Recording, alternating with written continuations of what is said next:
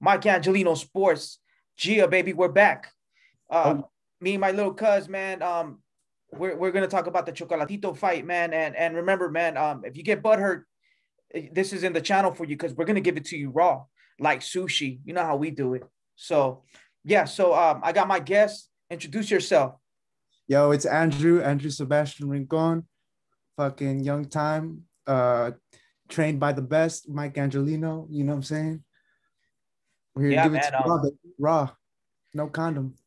Ouch. We're gonna keep it raw like sushi, man. So, or you want me to wrap it up like a Christmas tree? I mean, like a Christmas present. But Cool. all right. So let's talk about the fight. Enough with the jokes, man. The Ray Martinez versus the Chocolatito fight. Let me just give him a low historical context. Ray Martinez, they gave him a 3 weeks notice minus fight week, right? So it's 2 weeks. 5 weeks, you're trying to make the weight, which he was. And you're getting ready for the fight, interviews and all that. So it was like a 2 weeks. Let's just say that he got a 2 weeks notice.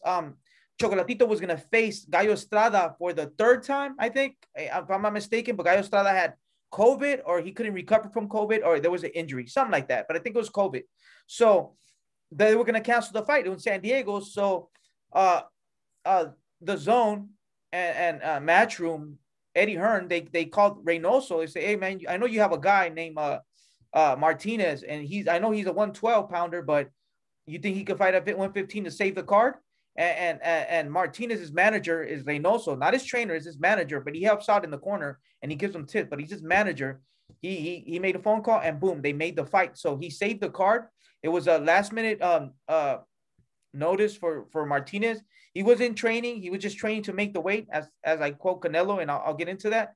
And yeah, and he didn't win the fight, and he got schooled. But it was a win-win situation to me. So let me ask you, how'd you see the fight since round one? What'd you think going into the fight? How about that? How'd you feel about it? Who was going to win the fight? Who was going to lose? Or what'd you think about this move they made, this chess move? Let me get into it. Just to start off, the card. Look, the card didn't need saving. The fights before were crazy. Fucking Lara and Sanchez. Oh my god, we'll get into that maybe later. Well, that was a fight itself. That was a sick fight. But main shit, the main card. Super flyweight bout between these two guys. The experienced guy who's been in this. This is his weight class. This is his weight class. He owned this weight class. This is a power puncher kid who's coming in the lower weight class. 3 pounds to people, and it doesn't seem like a lot. 3 pounds, boom, you lift that with your fucking foot with 2 fingers. You can lift 3 pounds. Exactly. It's a big difference. The power, some power doesn't come up. And I Mm-hmm. think we saw that. We saw how a veteran takes over, game plans, pushes the pace. Mike, you're gonna get into it. I know you're gonna get into that. Pushes the pace to this youngster who's probably in, let's say, the biggest fight of his career, dealing with pressure. There's a lot of tests. It's a win-win. He got you're right. He got to face these tests. It's a win-win because even though he might not have overcome them, but he knows now what these tests are. He knows what's coming up. Canelo's right.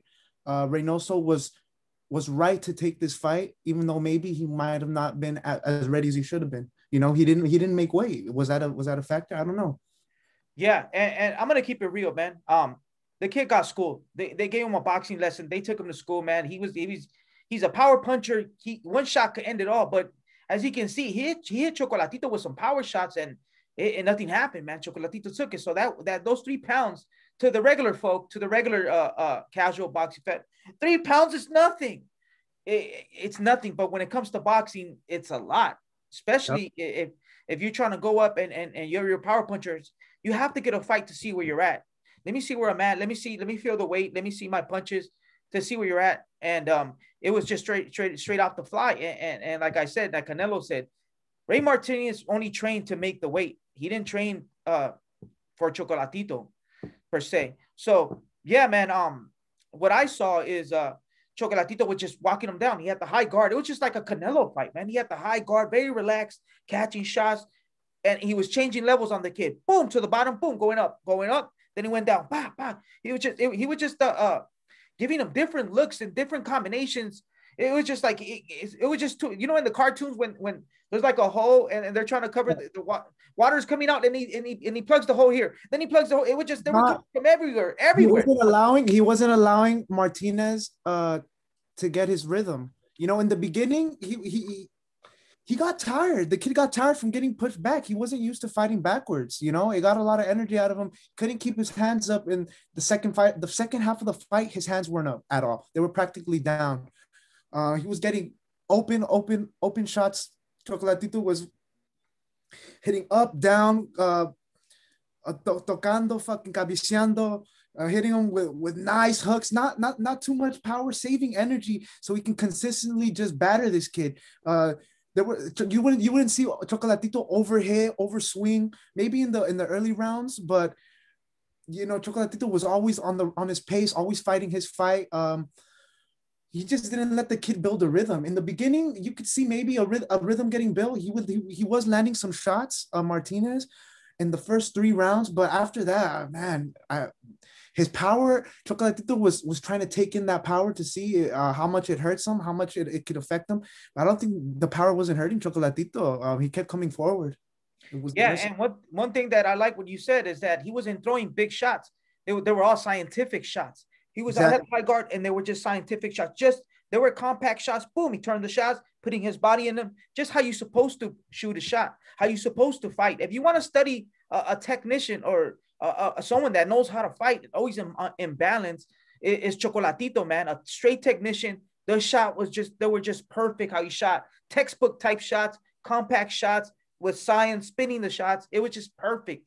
He was a painter, painting a perfect picture, Picasso, but with gloves on. It was one of his best performances. It was one of his best performances that it was slick. It was classic Chocolatito, Yeah, I mean, I can't. He proved himself why he's a Hall of Famer, why he's a great, why he was pound for pound at one point in 2017. Why he was one of those guys, Yeah, and there's levels to this, and Martinez wasn't he's not at that level.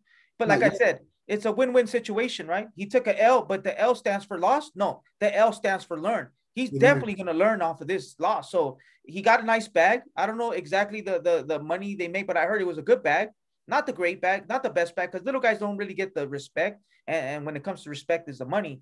But he got a good bag. Hey, and he's going to go back to the drawing board. He has a good team. And Reynoso's his manager, and he does give him some feedback, and he does give him tips here and there. So yeah, I think that the kid Martinez showed grit. He showed a great chin. Dude, he took the fight in 2 weeks notice, 3 weeks, but 2 weeks because the fight week. He took a big shot. So man, I like it, and we'll see what happens. We'll see what happens after if he decides to get a rematch. Because what do you think? You want a rematch? The kid's got to prove himself. He's got to maybe, going back like straight away, obviously, he needs to maybe fight some guys, build a resume up, train a little bit. If he got a full camp for Chocolatito, it would be interesting. But even with the full camp, I still fancy Chocolatito right now. He's in his bag. He's still in his prime. But yeah, we want to see these guys. We want to see still Chocolatito in his prime. But I want to see this kid improve with some other guys. I want to see him train and get a full camp. I want to see what else he's made of. Yeah, and when they talked about when they interviewed Canelo, one of the things he said, a few things that stood out, like in a rematch, Canelo said that Martinez will beat Chocolatito. So I don't know, man. Is Canelo just trying to make his stablemate or his not his stablemate, but well, yeah, I think Reynoso's his manager too. But whatever, one of his teammates or whatever, make him feel good, or I think it's a little bit of that. It's a little bit of also belief. I think he does believe that he believes in the camp. Maybe not so much in the fighter, but he can believe more in the camp that hey, this guy's got talent. We can shape him. We got champions around him. And I believe it too. The kid, he's got power, but should he stay in his weight class? Should he maybe train more? Should he get a tune-up fight in that weight? Let's see, because he just went in. He went in there with a great, with a top boxer, someone who has gotten the respect of Mayweather, of top notch, of the greatest, you know. And for him to just jump in and maybe ask for demand a rematch, there's no demanding a rematch. You got to earn it now at this point. Yeah, he got schooled. So He it's got up to schooled. Chocolatito. It wasn't no close. It was he got schooled, man. It was a schooling.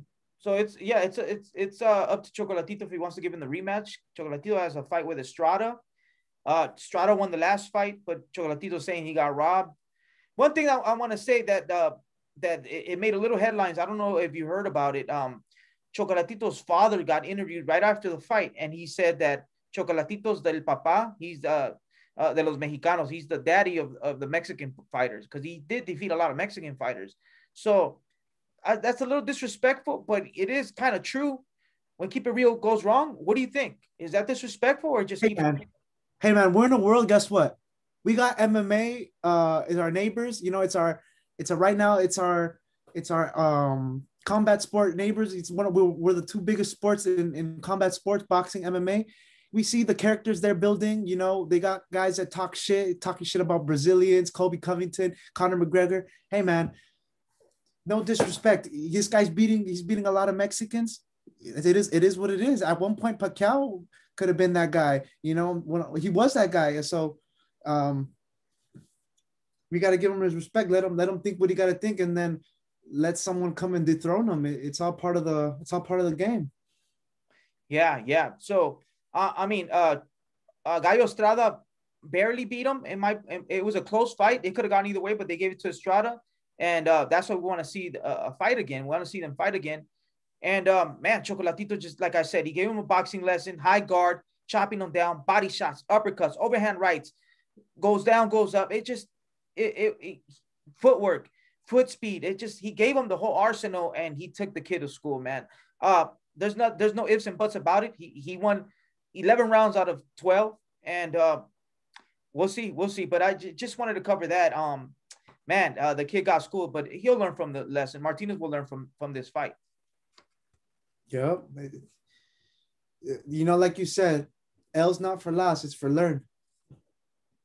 Yep, yep. But yeah, man.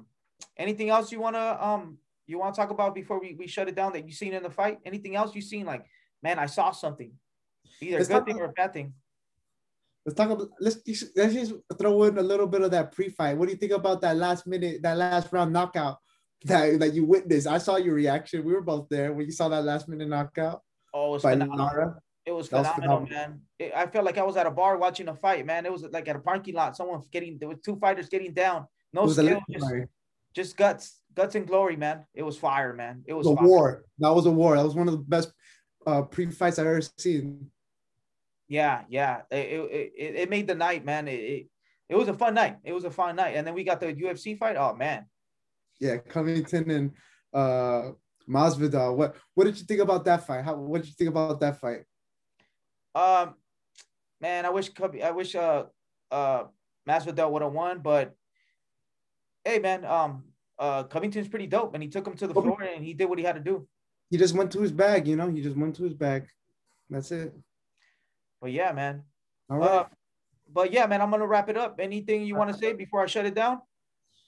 Well, we just want to shout out Mike Angelino, letting me on here, bringing me back. We're gonna keep these rolling. We're gonna have more fights for you guys, and yeah, baby, that's Oh, it, yeah. baby. And that's right, man. I guess that's for the show. That's it for the show. Mike Angelino Sports. Me and my cousin, man, we coming through like a Canelo pay-per-view. Nothing but action and adventure. Nothing but action, baby. So yeah. So stay tuned. We're gonna break down more fights and fight clips and more stuff. So yeah, that's all I got. But we'll be back. Mike Angelino Sports. Mike Angelino. Bah!